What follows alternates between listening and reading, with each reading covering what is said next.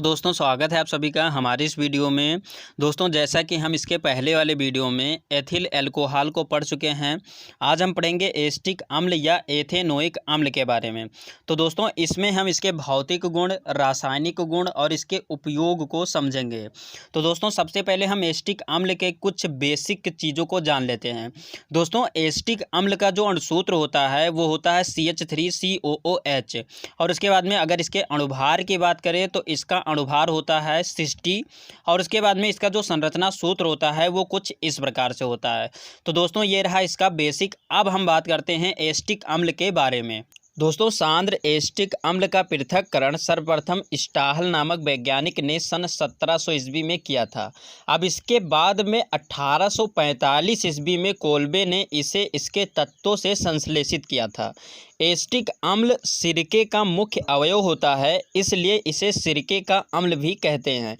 इसी की उपस्थिति के कारण सिरके का स्वाद खट्टा होता है। अल्प मात्रा में यह पसीने में भी पाया जाता है। तो दोस्तों ये हो गया एसिटिक अम्ल। अब हम बात करते हैं एसिटिक अम्ल के भौतिक गुण के बारे में। दोस्तों इसके भौतिक गुण में पहला पॉइंट है, एसिटिक अम्ल रंगहीन सिरके जैसी तीक्ष्ण गंध वाला संक्षारक द्रव है।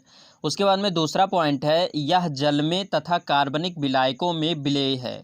उसके बाद में तीसरा पॉइंट है, यह जल से भारी है तथा इसका अपेक्षित घनत्व 1.045 ग्राम प्रति मिलीलीटर होता है।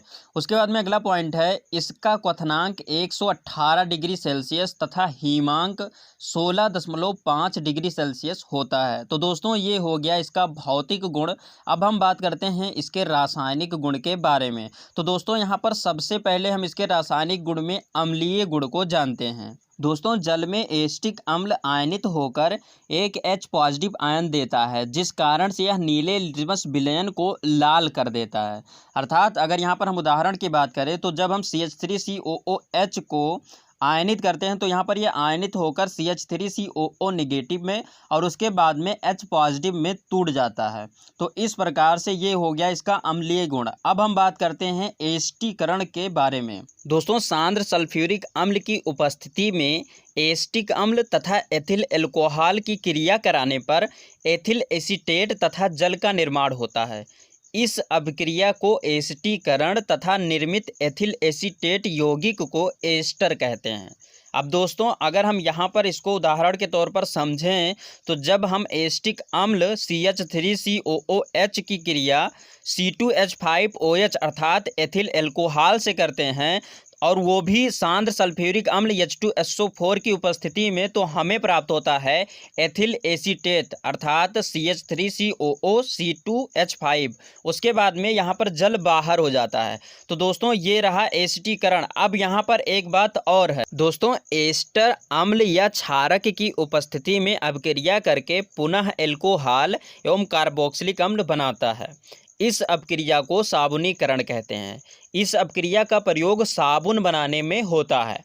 अब दोस्तों यहाँ पर इसको अगर हम समझें तो जब हम एथिल एसीटेट अर्थात CH3COO C2H5 की क्रिया सोडियम हाइड्रा ऑक्साइड की उपस्थिति में कराते हैं तो यहाँ पर हमें एथिल अल्कोहल अर्थात C2H5OH और उसके बाद में यहाँ पर हमें मिल जाता है CH3COONA।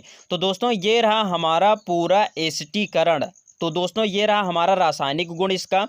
अब हम यहाँ पर बात करेंगे इसके उपयोग के बारे में। दोस्तों इसका उपयोग सिरके के रूप में किया जाता है। उसके बाद में इसका उपयोग रंग, कागज, रेशम के उद्योगों में किया जाता है। उसके बाद में इसका उपयोग विभिन्न कार्बनिक अपक्रियाओं में विलायक के रूप में भी किया जाता है और उसके बाद में रबड़ के स्वकंदन में भी इसका उपयोग किया जाता है।